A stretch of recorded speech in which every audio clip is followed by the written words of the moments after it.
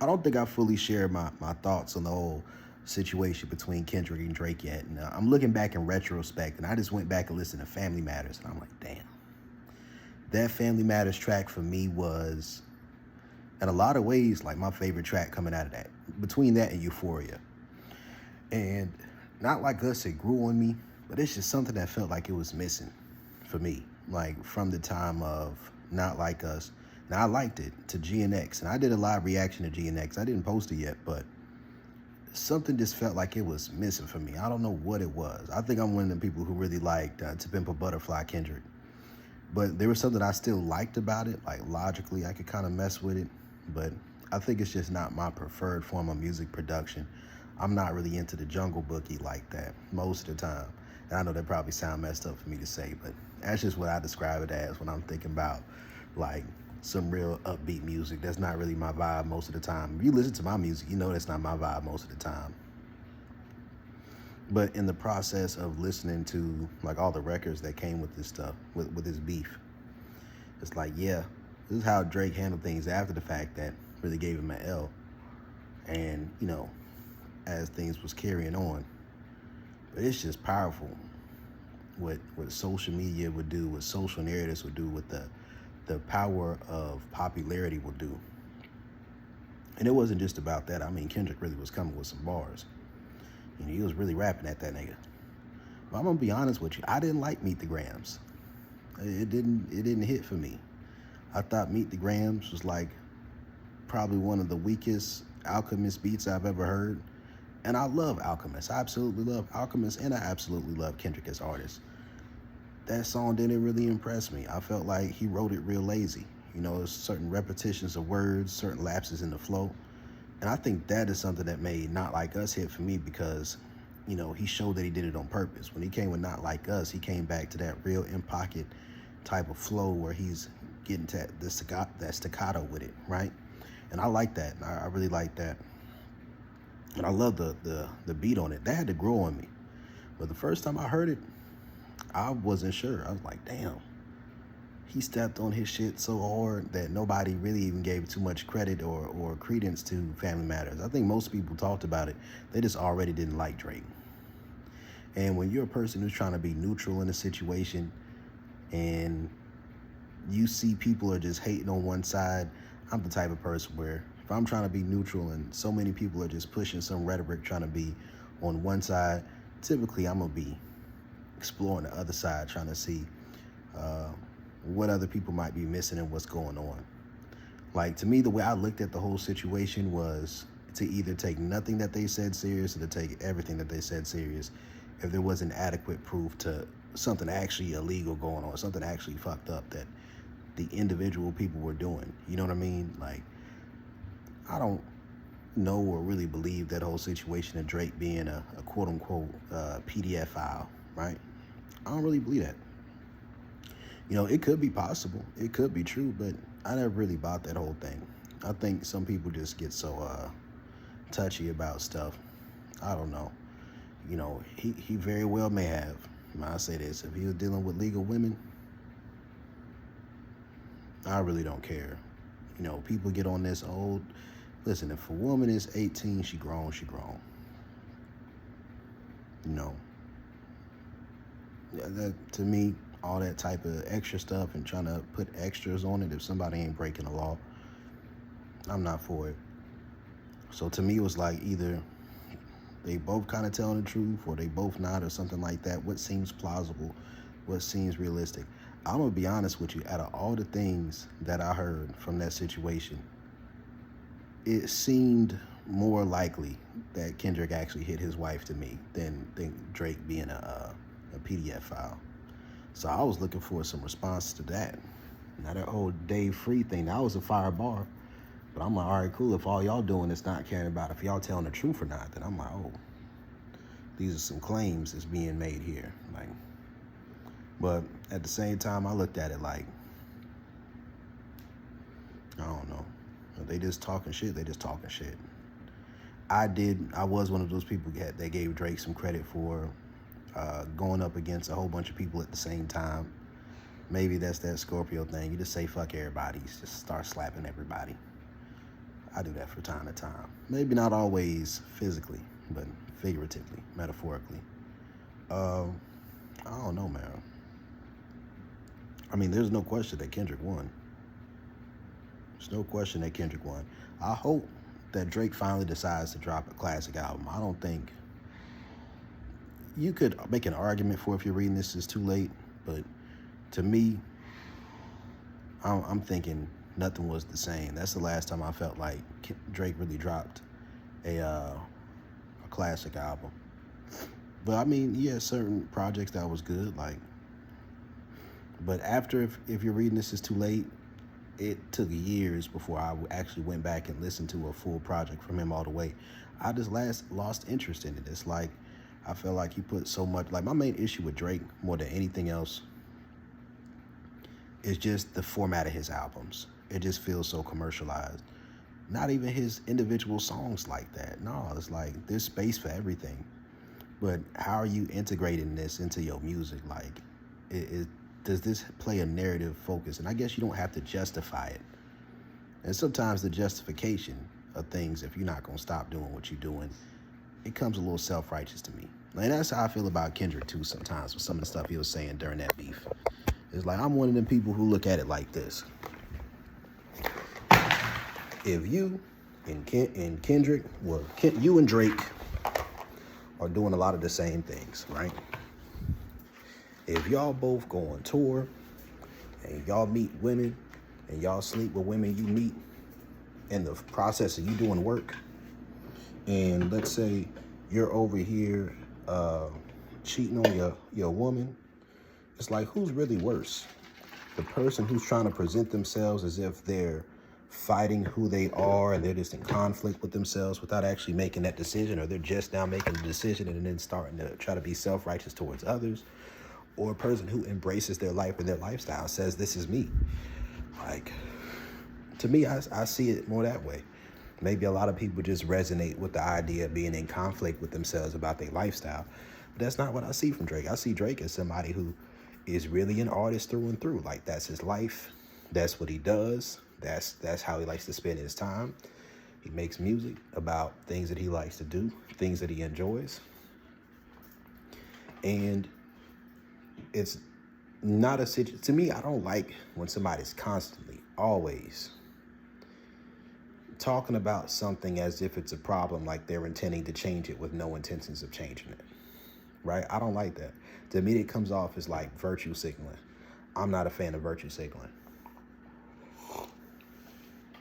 So when I look at situations like all these different things, and that's kind of where how I did like GNX though, because GNX was like that embracing of, okay, I've done my work, I've gone through my Mr. Morale and the Big Steppers period of time of healing and talking about healing, and then you eventually get to the place where, okay, I've healed enough to now I need to reintegrate my ego back into myself in a way where, and reintegrate my shadow, like take this shadow aspect of myself from this healed place and direct it in the direction that I need to, against things that go against what I stand for. And that's something I really liked about GNX. I definitely like that about GNX. But, you know, it's different things. Things gonna hit differently on a sonic level, depending on what's going on. I like taking this saying, okay, I want to do a more commercial approach. I want to touch on this nerve for this guy, taking his spot, but then I want to do it in a way that's still expressing a connection to my culture, right? And I think the thing to understand about that is Drake has always been for everybody, right?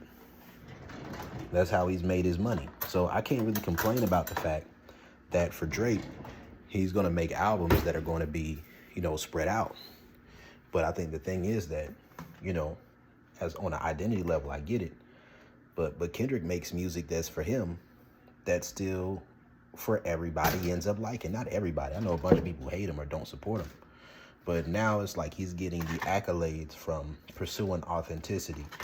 Even if at times that authenticity is the integrity to force himself to maybe do or say something inauthentic if it helps him push his deeper messages.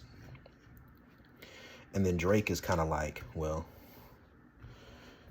let me not really force myself to have any clear-cut views or ideologies, so that he doesn't have to be too in conflict with himself about the music and art he makes. And I don't see either one of those perceptions as wrong. Like, for real, for real. It's like I said earlier, if you're gonna be a grown man, you going on tour, you fucking these girls that you meeting on tour, right? You're doing things behind the scenes that are contrary to the image of yourself that you display. And then, you know, you're with somebody for 15 years, not trying to marry them, and that's been your fiance for forever, and then pushing concepts of talking about black family, black love. And I am somebody who believes it don't have to be marriage on paper for it to be the black family, black love thing. But I also look at it like, okay, let's not be hypocrites now. Let's not do that. Now, I did think it was corny, and I thought it was really out of touch for Drake to come with this perspective of, well, this person's really this drug dealer or this gangbanger, and you're not really a gangbanger. I'm like, when did he say anything about being ganged up like that? When was that ever his branding of how he sold himself? So it's like him. He can find people who are really about that life who are going to support what he's doing. And he is, he is connected. That's what's up. But let's say this too. Like, there's going to be nobody with that level of money who's not connected to somebody who would be willing to take a life for them. Listen, anybody whose job and role in their life puts them in a position to afford the lifestyle of many others has people in their life, they have to, who are going to be willing to take lives for them, who are going to be willing to hurt people for them. So when people try to say Drake is soft, it's like he got too much money to be worrying about being hard. He has too many responsibilities to be worrying about trying to be hard. You know? And I guess that's where the kind of got him fucked up when he wanted to try to talk that type of stuff. Because it's like, bro, that's not you. It's okay. It shouldn't be you. Right? It not only is it not you, it should not be you. I don't even think we should be glorifying that shit, to be honest with you. And especially if you're not actually doing it. Like, it's one thing where it's like you're not glorifying it because, you're not a part of that lifestyle. That's me. That's not my lifestyle, right? But it's another thing to be avoiding glorifying it, because you might have some actual people around you who are going to be willing to put that work in, and you don't want nobody to be implicated in some bullshit. That's not real complicated. All right? Never let your left hand know what your right hand's doing. So I'm observing this situation, and it's like, I always like both of them, right? Now, I'm never one who was just like one or the other.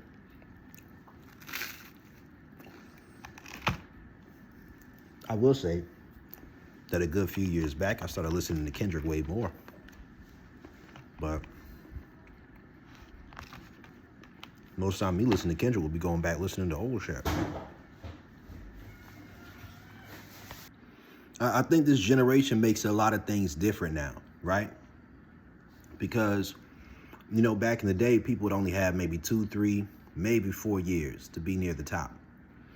Now, that cycle's a little bit less, but when it comes to like the crowd of artists who are locked in, who are staples in the music industry, they're more business-minded with knowing how to stay relevant. They're more business-minded with being able to drop music and to have these different type of experiences. Like, check this out, man. We're living in an unprecedented time where artists are still relevant and top of the game for over a decade, like a decade and a half. That shit's fucking crazy, right? I remember back in, I'm only but so old, I'm 29. But I remember when it didn't work like that. Like, somebody's peak maybe 3, 4, if it's really good, maybe 5 years. And then after that, they kind of fall back, do something else, or they leave the limelight, or they start dropping music that's not doing as well. The thing about Kendrick and Drake and Cole, and, we could also bring up Jay-Z and Eminem, but we know the situation with those two. bring up, what people refer to as the big three. These are people who got to the top of their class in the like contemporary rap space where they do a little bit of genre bending, just a little bit, and then, they're dropping these big albums that are making big waves, but they're able to still make it feel a little bit organic, right? That these guys right here, they made it to the top of the rap game, and they've been there for a long time. I think a lot of artists are in their victory lap. A lot of these rappers who are at the top of the rap game right now have already given us their best work. I'm going to be honest with you. I still feel that To Pimp a Butterfly was Kendrick Lamar's best work. When I listen to that album, man, I can listen to it all the way through. It has some very great moments for me. Of course, there's moments and songs on each of his albums since then.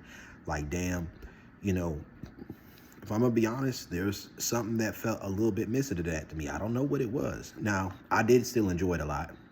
No, I did enjoy it a lot. It was simply of a matter of I still thought To Pimp a Butterfly was better. And then, Mr. Morale and Big Steppers came out.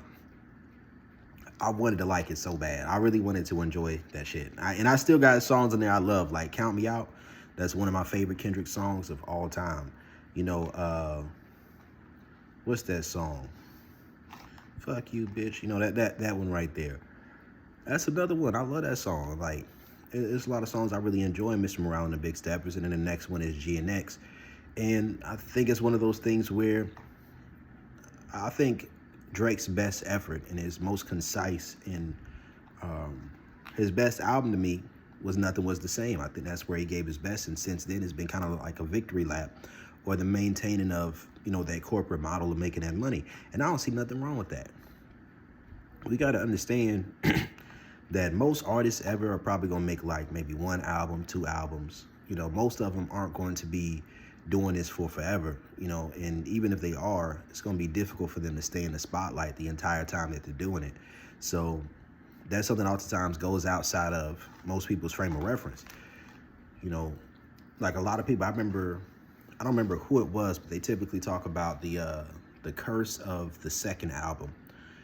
Most people, even if they blow up, aren't going to have a good second album. Because oftentimes you put so much of your life and your experiences and your ideology and your philosophy and, all the work you've put in for the first, 20 years of your life, 22, 23, 24, 25 years of life, 18, 19 years of life. And then after that, your music's going to be based about the experiences that you have afterwards, right? And to me, it's just about, when I'm looking at Drake versus Kendrick, are you in conflict about yourself, about the life that you chose to live? Or do you accept the life that you chose to live?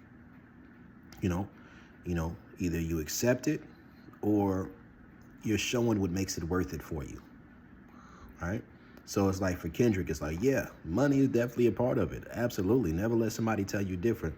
But I think he does find a deeper sense of purpose in his music and actually helping people and speaking up for causes that he believes in. Even if, as a rapper, we're not political scientists. Maybe we are on some level. We have our own narratives about stuff. But, sometimes shit is kind of like this virtue signaling. Sometimes stuff is just, this is what I feel. And you try not to make it too political. People typically don't do that as much anymore because that makes things a little bit more volatile, right? You go get on your Kanye rant type of time. But a lot of what it is just, what are you focused on, right? In the same way that somebody could see Drake is fake or something like that for what he talks about and what he questions, you almost never hear any real public statements anymore about things that Kendrick Lamar says in his songs. Even if it sounds a little wild, you might see like one article, one video about it here and there. But people don't really make too much, what I've seen, of dissections of his points of views to try to break down if the shit is misogynistic or, if it's racist, if it's anti-Semitic, and nobody really cares about that. The implications of things that Kendrick has said in his songs oftentimes can be the same exact shit that Kanye says on his tweets, right? But nobody thinks about that because it sounds really fucking good. And me, I'm an extremist, so I be fucking with Kanye a lot of the time because it's like, yeah, they say he out of pocket, but do they be saying he wrong? Maybe they do. I don't know. But it's one of those things where, you know, some people have to take it further. Sometimes being able to just say what you need to say in your art and then keep it pushing is a superpower. But how political is Kendrick really being? You know, people say conscious rap and all this other stuff. Like, how political is J. Cole really being? If I'm thinking about all three of them, right? Kendrick, Cole, and Drake, and I still think it's the big three. Well, not so much after what Cole did, but the funny thing is Cole was the one who was in the best position at the moment. He was the one who was going off the most. He was the one where, you know, for the longest time, I felt like in that three-way deadlock, I always had Kendrick as number one for me because I'm an artist first before I look at the money stuff. But for me, I just had Kendrick over Drake, not just because I thought he was a better rapper or anything like that, because I think they both have their strengths and their weaknesses. Like, I think Drake and Cole both have better punchlines and bars than Kendrick most of the time. Kendrick is really good with his flow because he's able to tap into, you know, double time. I think he has a great voice, and I think he's trained his voice vocally as a rapper better than almost any rapper. With the level of range he has in vocal delivery, I think Kendrick Lamar is one of the best orators, you know, in rap history, in my opinion. You know, some people do have crazier, like, gifted voices, like Tupac, but, you know, I'm going to keep it a buck with you. If I'm going to be completely honest with you, I think Kendrick the GOAT, right? Oh, yeah, people probably get mad at me for saying that, man. My favorite rapper of all time is Earl Sweatshirt, right? That's my favorite rapper based off of the things that I like in rap music. But I think we can't really separate things from having bodies of work. And I think there's been more than enough time of people coming to a consensus that certain albums from Kendrick were classics for us to no longer have to have this conversation. It's like most of these people that they talked about, and yes, the day and age and the era, and there was great music coming out all the time. Yeah, I get it. Yeah, I get it. But at the same time, man, most of them people wasn't even living out here like that with how they was working long enough for them to be able to put out albums like that. And a lot of them, it wasn't a bunch of back-to-back, no-skip albums, right? It wasn't albums that touched that far of a spectrum of what was needed in a project while still sticking to the cohesion of a theory. And then sometimes the music would just sound weird and underdeveloped, right? I like weird and underdeveloped music, but it's about also having that mass appeal. Just being the best lyricist in the world don't make you the best. There's a lot of people who still think Tupac is the greatest of all time, right? And I don't know how many times I could sit there and listen to Hennessy and Enemies all damn day. I love Tupac. I grew up on Tupac, right? But I'm just saying, like, if we're talking the literary devices that are being used, and also the cadence, the flow, we're talking about vocal inflections, we're talking about storytelling, we're setting it up, we're talking about cohesive albums, right? And what's the word for it? It's not a storyline album. I've been trying to say this word for the last 3-4 minutes. What's the word for it? Concept albums. I'm a sucker for the damn concept albums. That's why I love Kendrick, right? But I think Kendrick got the weakest punchlines and overall set up punchline bar structure out of all the big three. I think he has for a long time. I think he's done better in some bits and some pieces. But, you know, sometimes, you know, he picks and chooses. He plays the game he wants to play because obviously it's working for him. Like, Humble was nowhere near his most impressive song, you know. But not like Us. I think it had a great flow on there. A lot of dope lines, a lot of allusions. I think he really brought it in with that one right there. Every once in a while, he'll pop out and show what he can do. But over the last couple of years, man, it's been Cole. Like, I was disappointed in Cole for a long time when I was unimpressed, right? And I ain't even, like, listen, I love Cole. You know, I probably rap more like him than either one of the other niggas. I don't know, you know. And then I'm also a producer, too. And he's one of my biggest inspirations because him being a rapper and a producer for himself, being someone who can't sing that well, but she chooses to do it anyway from time to time, being a sample-based producer who mixes in, tries to find ways to make things sound a little bit more updated while still being sample-based. And you know, starting from that foundation of the setup punchline type of rapping and the ways to make it more intricate. Man, I heard some verses from Cole over the last 2 years, maybe 3 years now, where I was like, damn, he kind of stepping out from the pack. And that's why I was kind of upset at him when he apologized to Kendrick, right? That's why I was kind of upset about that. Like, at least if he was going against the shit too, then it would have been like, you know, how many versus 20, right?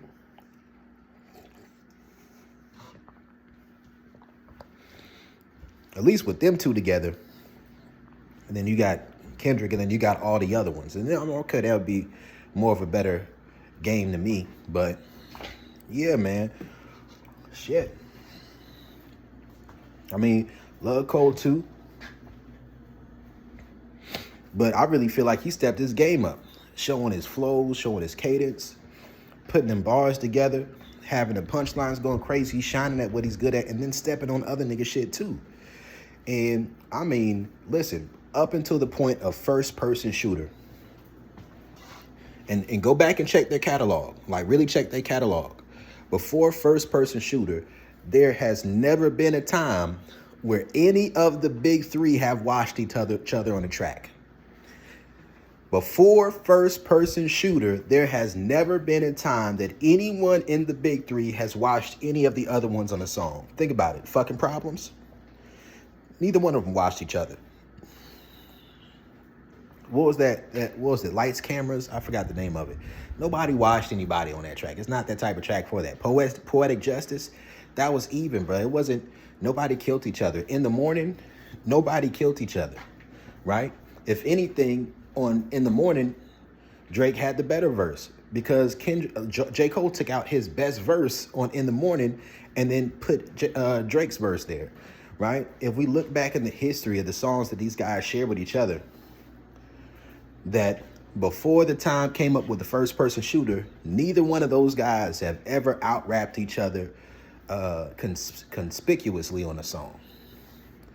So J. Cole was really about to take that step forward till the Boogeyman came around, stepped on his shit, right? I said, man, fuck the big three. I felt like, damn, why you gotta throw Cole on that shit too? That's crazy. But hey, I love the hater energy. I love the antagonization. And you know what? As much as I love Family Matters, the more I listen to Euphoria, I probably think Euphoria might be like the best track. Got that Baby Keem production, right? Yeah, Baby Keem. Baby Keem brought out a side of Kendrick again that I've been wanting to see since a long time ago, right? Anytime Kendrick and Baby Keem get together, it's chef's kiss. I love it, right? So I kind of got what Drake was saying about that. I mean, it don't matter. You know, everybody got their producers that they work to, and it's not like Baby Keem is writing for Kendrick, but he brings out a different bag. But I also really enjoy how Kendrick is finding ways to keep it fun for himself with his different voices, with his different inspirations, still finding something different to do after all these years. And it makes sense why he goes into isolation the way he does. And as an artist, sometimes it's going to hit real hard and sometimes it's not. But once you get a big enough fan base of people who like to hug nuts, then you're opening up the door for music that people like me like, who like to deep dive into the music. We get to enjoy this on a broader scale. Because that's what I'm looking for, right? Like one of my favorite artists, like my number one favorite artist, Frank Ocean, right? You know, after that, probably James Fauntleroy. Probably after that, it'd probably be like Anderson .Paak. You know, Kendrick could be up there. Some other people would be up there. You know, I love Lucky Day. It's a lot of people I love. Steve Lacy, Tyler, Creator, Drake. You know, it's a lot of artists that I love to listen to, you know, from an artistic perspective. You know, we can't forget Mac Ayres. So for me, I'm looking at the shit like, all right. You know, I love when artists who make the type of music that I like go viral for some reason or something like that happens to where they can make some money. And not only make them some money, but get popular enough to where it don't look like you just always just listen to some fringe obscure shit. Like, I'm the opposite of y'all. A lot of people want the artists that they like to stay underground, that nobody ever listens to them and talk to them. And you probably would think that since I'm a fan of Earl and shit like that. No, like, why would I want somebody to have less? This is my issue with y'all motherfuckers who be talking about humble and humility and all this other stuff. It's like, that's why I love Kendrick's song. Like, I deserve it all. Yeah, you deserve it, nigga. You've been working hard.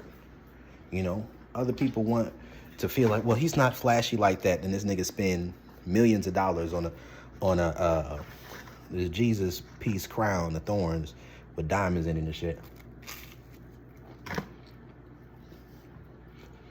People just want to feel like they resonate with somebody. They just want to feel like they connect to it. They want to connect to the struggle of an artist. Right? And artists play on that. They do. And honestly, to me, after a certain point, it gets corny as hell, right? Like, let me give you an example. I think this nigga, Pusha T, has his first 8-ball, right? His first 8-ball on a frame on the wall in his office like he's Mr. fucking Krabs. That nigga been rapping about drugs he ain't sold in about 30 years, man. I'm tired of hearing about this shit, man. What about your family, nigga? Like, what about your, what about some other stuff? I'm tired of hearing about white girl and snowflakes and all that other shit. But I'm sure people say that about me with my sexual music, but I'm still fucking it. It's not like I stopped fucking and then now I'm just talking about pussy I used to get. No, like I'm still doing what I do. But talking about drugs, selling drugs for forever, nigga. Like, listen, I challenge you this. I ain't heard Pusha T last album. Put that shit on, and if you take a shot every time this nigga references cocaine, you probably gonna die before the album over. I don't care if it's 6 songs. I'm sick of the shit. I'm gonna be honest with you. I just am. There's certain artists I just don't feel like listening to. And there's a lot of people who don't feel like listening to me, so I understand. We all got our own cup of tea. That's just not my life. That's not my lifestyle.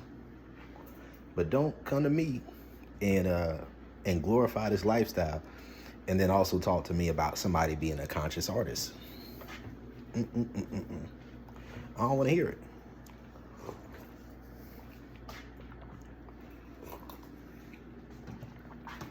People be caring way too much about symbols than substance sometimes.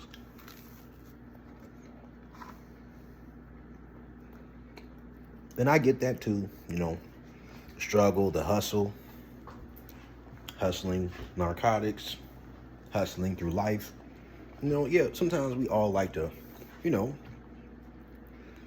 we all like to listen to that, tap into the shadow a little bit, wake ourselves up in the morning. Jesus like to mix the Arm & Hammer with the Coke. Cool. I get it.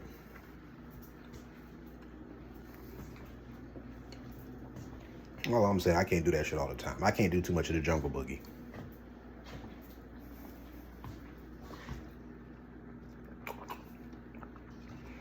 And because of that, it's different. Because when you actually are an artist, and it can be misguided sometimes, but you take inspiration from seeing artists that you feel like are able to maintain some level of artistic integrity and to do what they want to do with their music. To make grown people music. Introspective music. Saying fuck it, put no drums on there. And still making money. Man, I'm turning 30 years old this year, man. I'm turning 30. I'm not trying to be nowhere where I gotta worry about, are these young niggas gonna shoot shit up tonight? I'm gonna be over at the jazz bar. I'm gonna be at wherever I'm gonna be at. The hookah lounge, but niggas do be getting shot over there, so let me not say that one. But I'll be there to perform off the times.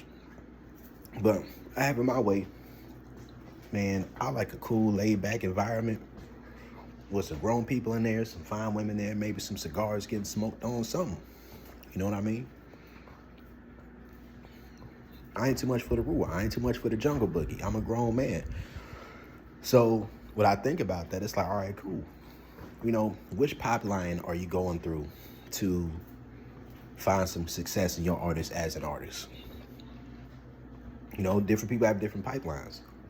It's like, yes, you can call people hypocrites, but when you're artists, sometimes, going the church route, even if some of it is to maintain images, ain't really a bad thing, right? You got to do what you got to do to get your money if that's what you want to do. It's a fine line between, artistic integrity and authenticity and making sure you're making good business decisions.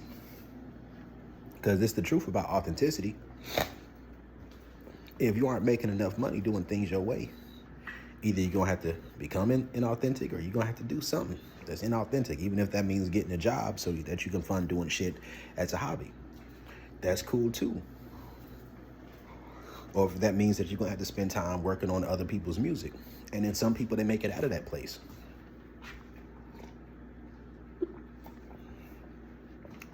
Let me bring up something else too. Man, I don't give a fuck about Drake having songwriters. Them ain't ghostwriters. They are accredited on those albums, man. None of the songs, there's only one song that I ever heard that I felt like was one of my favorite Drake verses, where it was ghostwritten, where it had the help, right? Quentin Miller. Only one song, and that was 100. No, not one. Was it 100? It was the song he did with Meek Mills. What was that song he did with Meek Mill? Oh, Rico. Yeah, that's the one that hurt my feelings. But all them other songs, no, because none of them songs that Quentin Miller helped write were my favorite Drake songs. So I'm like, nah, I don't really care.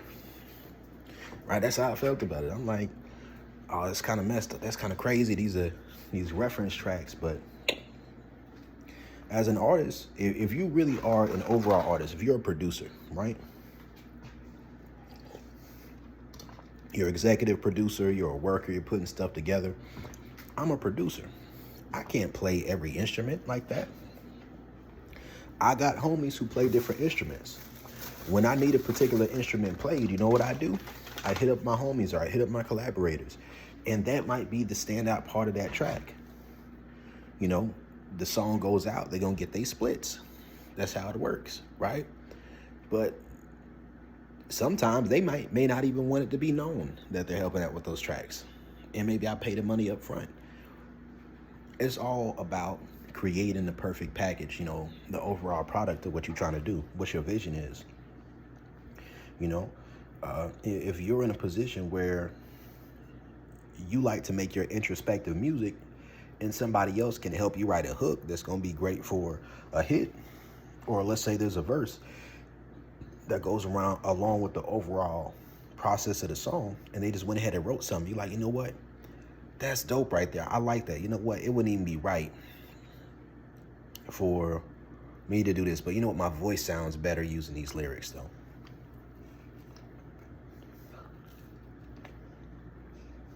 How about I give you credit?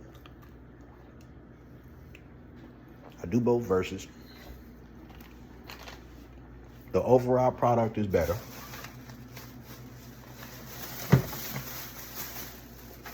And then everything is cool.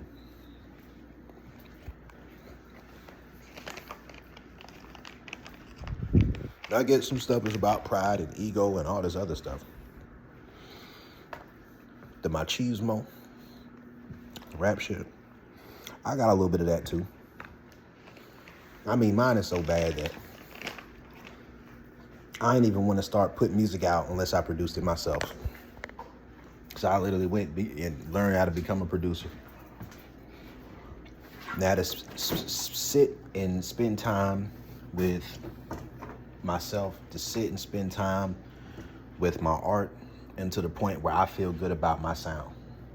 A lot of people don't have the time and patience to do that, right? Because I got to put it like this too. Up until this point in my life, I haven't really mixed my own music. You get what I'm saying? Like, it's different if you're like doing everything yourself, but I don't really have the patience to learn how to mix music. I know a lot of people, they get their beats off of YouTube. They just rip them off of there. But like, how can I judge?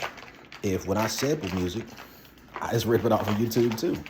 If I'm doing the same thing, But I'm doing that to sample, and somebody else is doing that to just make a whole song like that. You know, I don't know. To me, I like the feeling of my production having my touch on it. But in a lot of ways, it's just virtue signaling.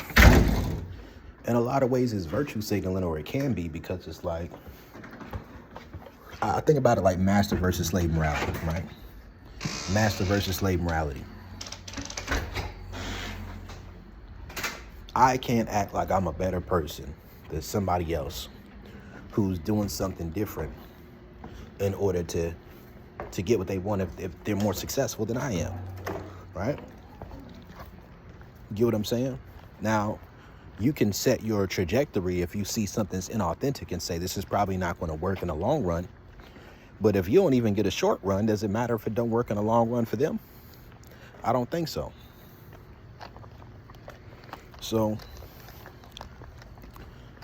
it's a fascinating thing to me. But all these guys, they up there, they put the work in to get there. I think Drake is truly an artist. I think his life is really his art, you know. Maybe he goes through times of confusion in his own life, but I think a lot of people are just in that slave morality, and they're looking to see somebody fall. And in some ways, a lot of artists, especially leftist artists, are artists who want to play off of the idea of oppression, while the people that they're making oppression music for are people who are looking at them gain millions and millions of dollars, to where there's almost nobody outside of major executives who could actually say anything to them that could actually oppress them. And at that point, it's just about, okay, do you choose to go forward with it, even if this means compromise? Are you going to make enough noise and possibly martyr yourself to open up doors if you have that level of power? Or is it going to be a situation where, you know, are you going to fold?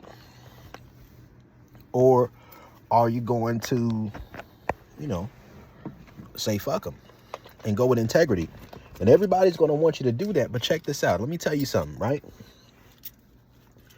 You can't impose your idea of integrity onto another person. You can't do that. You can try, but they don't have to give a fuck. Like, let's keep it a buck, right? Let's keep it a $1.50. When it comes to this shit, let's say what somebody does to get to a position that they're in is something you're not willing to do, but something they're willing to do. If it's not out of character for them, then how can you judge them? Maybe you're too stuck up. That's like being a woman who's mad that no man wants to take her seriously for a relationship, but you celibate. You know, either you stand on principle about the life that you live, or you need to make some changes. Like, that's like being a man who mad that don't nobody want to give you no pussy, but you're celibate with your money. You know what I mean? You celibate with your time, you know, and you can do it. You can absolutely do it, but you have to develop the competency for the type of lifestyle that you want to live. If you're not desirable enough for how you want to move and how you want to get down, you know, nobody gonna look at you and take it seriously. Right? That's just the truth of the matter, especially if you compromising. The whole idea of compromising only matters if you set a certain standard, and people are able to change progressively over time, right? Now, do you expect somebody to perpetually think the same way before millions of dollars as after millions of dollars? And maybe in my magical thinking, I try to hold myself accountable to that. That's why I move the way I do. I'm like, I ain't gonna have nobody telling me I'm acting different, because I'm the same nigga now. Like, I tell people what I think now. And sometimes the not telling people what you think is how you get to the bag. Sometimes that's how you get there. And then when you're there, it's like, okay. But if your narrative fits in line with a big enough group of people, right, and identity politics and shit like that, then you can do that. Like, I got this one theory, like about Frank Ocean. Maybe I'm wrong, but what if he got, you know, caught up in some Diddy party type of situation with maybe some type of executive at Def Jam, and then he was closeted, So maybe they thought that by him doing what he did, they had leverage on him.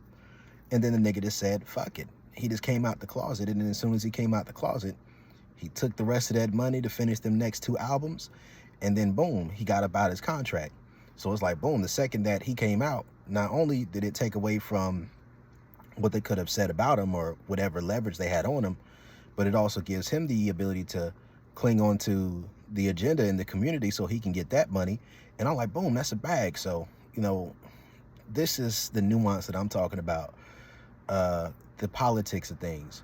Like, I genuinely believe that Frank Ocean absolutely deserved the Grammy that he won in 2013. Although I believe he truly won that Grammy and deserved that Grammy over both Miguel and over Chris Brown. I think he won it because he came out. See, I don't believe that they would have given him that Grammy if it wasn't for him coming out. I don't think people cared about it. It's like, it was strategic. It was strategic. Let's keep it a buck. It was the right time, right setting, right social climate. Then boom, let's push it. You got a non-heterosexual black man who makes soft music. Throw him out to the people. But that's the music I like. That's the music I like. It's like every time somebody do this, it's kind of like they career catapult. Not everybody. Some people, it didn't work for them. Like, I love McConan. But that's just how the shit is sometimes. You know, sometimes people are going to make music that's going to push them further, and it's going to have an agenda attached to it, and it's not always going to be the most consistent, you know, politics or politics that you agree with. It's like, what's your experience with the music? Like, man, I didn't agree with a lot of Anderson .Paak's politics and shit like that. No, but Anderson .Paak, one of my top, you know, 3-4 favorite artists. Right? You just experience the music for the music. Don't expect these artists to be political scientists and to be beacons of virtue. Right? That's just not what you should expect of them. You know, these artists are people, just like we're people. But these are people who, their decisions, their actions, the money that they make is going to affect a lot more than just them. So there's a lot more pressure on them. And some people just deal with it different. Now, I think there's, of course, a lot of shady shit that Drake has done. I think when he came up as that guy in the music industry, and he got stabbed in the back by a lot of people. A lot of people saw the opportunity of working with him and took it. Took those opportunities to come up. And then after coming up, those same people that he extended a hand to switched up on him. And it makes every bit of sense for Drake to want to also benefit from it. My issue would be the sweatshop shit. That would be my issue. But outside of that, it's like, yeah, you know, you see a younger artist that's coming up in a different area. This is another opportunity for a fan base. When you go out, this gives them exposure as well. And used to have that stimulus package. So it's like, all right, cool. You know, when you're a little bit hotter, it's going to give people the opportunity to blow up more. And I think my issue with Drake sometimes would be, too, that he'll tell people that they can't use certain, you know, verses that he's done for them after he's already told them it was cool. And then maybe, you know, does like how people do when they have a spouse and they don't want to go somewhere. Like they'll have like their husband or their wife say they're busy. That's kind of what Drake does with people when it comes to his features sometimes. I'm not the biggest fan of that, but, you know, sometimes it is also a timing thing. Like if your momentum's low or, you know, it's all about momentum. I think that that's an issue I have with Drake. But I also think that he's somebody who's kind of fluid. You know, Toronto is kind of like a cultural melting pot. So from that perspective, there's a lot of shit that he's around. Like, I don't think all that tough shit is fake from Drake, right? He don't have to be tough. He's the nigga with the money. He don't have to be tough. I guarantee you got people around him who willing to take a life, you know? And Kendrick ain't about to do it himself either. Right? You got to understand that people put too much stock on this bullshit. Right? Anybody, I'm telling you this right now, anybody whose income as a corporation, a corporational entity, especially within certain communities where extortion is liable, every one of those individuals has hitters. Every single one of them has some young niggas who are willing to take a life to protect them, right? That includes all these people, right? You might think Chance the Rapper is just some church boy. No, if you fuck with Chance the Rapper, there's some Chicago niggas who are going to take you up out of there, right? And listen, all these people in a certain level, once your income reaches a place where other people's livelihood depends on it, there are going to be people who are willing to hurt somebody for you, as long as you're giving them enough or you're a half-decent nigga in life. That's the truth of the matter, right? Right, to quote a friend of mine, said, I have people that love me. So, you know, these are just some things to grasp and understand, man. These are my thoughts on the Drake versus Kendrick situation, or Kendrick versus Drake, right? Right as this Super Bowl is coming up, and, you know, shit is getting a little petty. I'm going to be honest with you. Like, I'm hearing people's different arguments about the situation with Lil Wayne. You know, I heard the C4 by Kendrick. I thought that shit was trash. You know, Lil Wayne does what he does better than, you know, they do what he does, right?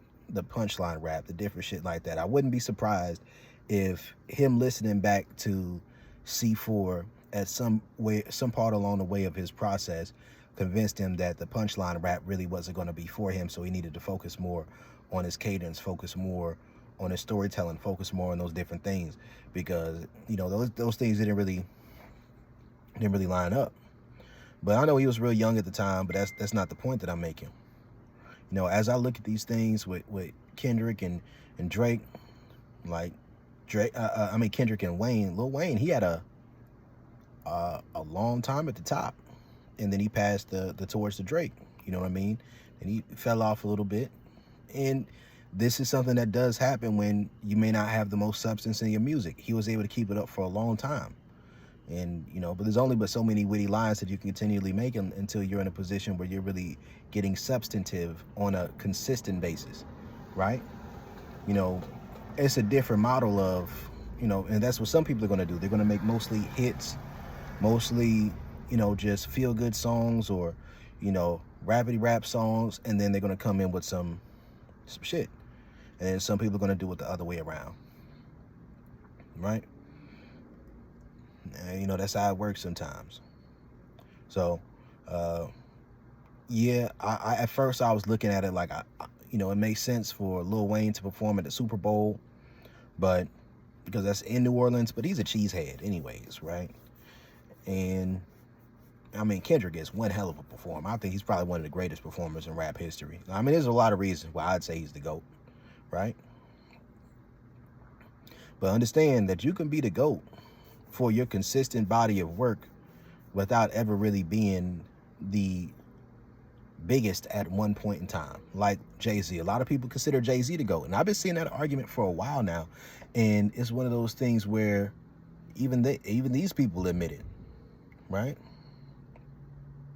Even Drake admitted, put Jay-Z up there in his top rappers, right? And, you know, Jay-Z was almost never the number one guy at that time. He typically was number two or number three, but consistently being in that position over a longer period of time, outliving those who had great waves, like when the 50 Cent wave came in, or Kanye came in and started taking over shit. And then if you're able to come back around with this level of maturity, like 444 is probably my favorite Jay-Z album. You know, that's an unpopular opinion of mine, but I love the 444 album, right? And to me, it's like there's waves of expression when it comes to an artist's life, right? It's like different places that a man will be in. I think sometimes some people try to choose to skip straight to being evolved, like right off the jump. And when you try to skip straight to being evolved, you don't really give your space to grow, because your space to grow is going to be like Good Girl Gone Bad, or it's going to be like that different type of thing. And as a man in this climate, all the time that's going to be difficult. It's, you know, that's how that should be sometimes. So I liked the integrated mentality coming from Jay-Z, but I also do see some bullshit in that sometimes. Like, I'm not the biggest fan of the whole therapy culture. I see a lot of benefits in it, but I see a lot of issues with it too. And I feel like The GNX album is one that addresses that. It's like taking that shadow, taking that part of himself after he's taken some time to healing, to heal and to go to therapy and to learn different things about himself and life and reality. It's like he took a step back and said, okay, cool, I still got this aggression. Like, it reminds me of that period of time where Mike Tyson was, you know, he went on his toad trips where he was taking DMT, and he did these psychedelics, and then he was just, you know, I'm nothing, and I'm, you know, and all this other stuff, and he just was afraid of even getting on the treadmill or going to the gym, and he was getting out of shape. And it was a situation where it's like he lost the fighter that he was. You know, he felt like a bitch because, you know, he remembered what he used to be. And it's kind of like when you get to a certain space of quote unquote emotional intelligence in your life, that doesn't change the fact that your shadow is still in you. And that if you don't integrate that shadow, you're going to die, right? You're going to die because you lose that fire of who you are. It's like all times men's lives get reinvigorated when they get on that TRT. It's like that aggression, that sexuality, that passion, that grunt, that wanting to take it there. That's a big part of it. But one issue I have is, you know, you'll see a lot of these things with certain rappers, certain artists, where I'm going to leave that alone for right now. I'm going to talk about it another time. It's Coach Brodie. I'm out.